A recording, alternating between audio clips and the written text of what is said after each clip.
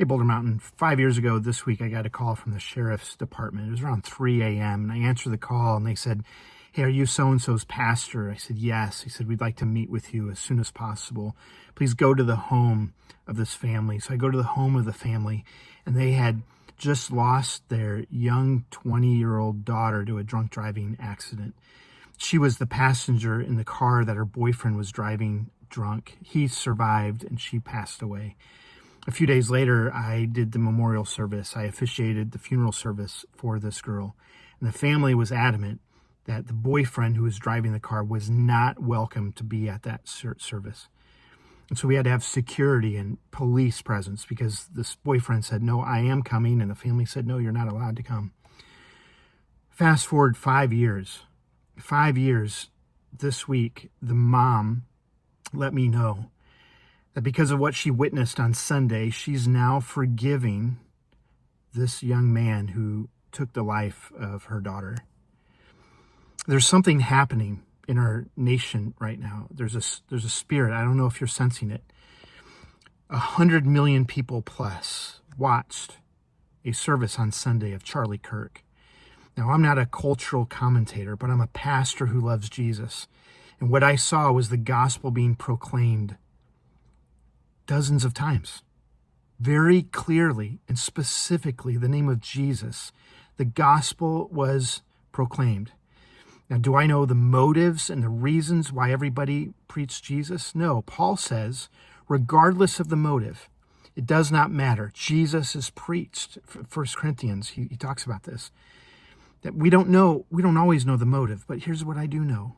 That Jesus was preached, and there is life change happening across our country. I'm seeing it in my family. I'm seeing it in our church. I'm seeing it in our community. A married couple told me this week, for the very first time in their entire marriage, they're praying together. A husband and a wife coming together to pray together.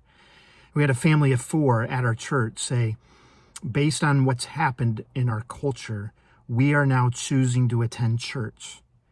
There are people who've told me for the first time ever, I've bought a Bible and I'm reading it. We have people in our church picking up a Bible. We have people in our church taking Bibles and giving them to coworkers. There is a movement of God happening. So here's what I want to say to you. If people have told you no in the past, if they've shut you down at work or your neighbors, you've invited them to church, hey, don't assume that that's still the case. Invite them again. Reach out again. Saturday night service, bring them to dinner afterwards. Sunday morning, invite them to breakfast before or lunch after.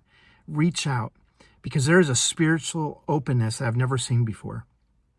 The closest I can relate it to is 9/11.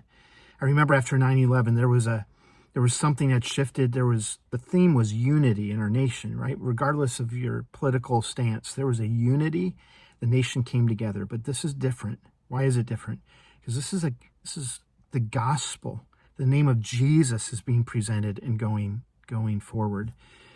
And so I would just encourage you to lean into that personally, have some boldness and conviction, and then show up this weekend.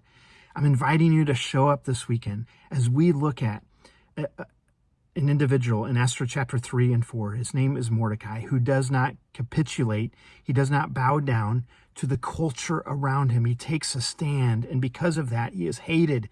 Because of that, people want to kill him. But he does not. He stands with boldness and conviction. It's a powerful passage. And here's what I'm asking you to do. Come to church, but before you do, read Esther 3 and 4. Be prepared this weekend. Bring a friend with you. Bring a coworker with you. Bring a neighbor with you. Saturday, 5 o'clock. Sunday, 9 and 10:30 a.m. Also, Friday and Saturday, we have a marriage seminar. We want couples to show up.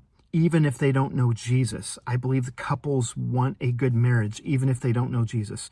So if you know of a couple that's their marriage is hanging on by a thread, or maybe they're through a rough patch, man, we welcome them. We want them to show up and know that this church wants to help them in their marriage. God is moving. God's doing some exciting things. At the end of October, we have a fall fest, so help us get the word out. Every once in a while, I post in our Facebook group. We have a page and a group. If you're not following that, you're invited if you're on Facebook. If you're over 40, you're probably on Facebook. Sometimes I write some things in there about what's happening in our culture. So you're invited to our private Facebook group. I've written some things in there. Join us for service this weekend. There's a lot happening. And I'm just encouraging you, have the boldness, have the courage. You never know what God's going to do through that simple invitation as you move forward towards somebody. Our job is not to win arguments. It's to win people to Jesus. Lay aside the arguments and win people to Jesus. That is most important. So I'm excited for this weekend. I look forward to seeing you there. I'm praying for you. I trust that you're praying for me. I love you. I'll see you this weekend.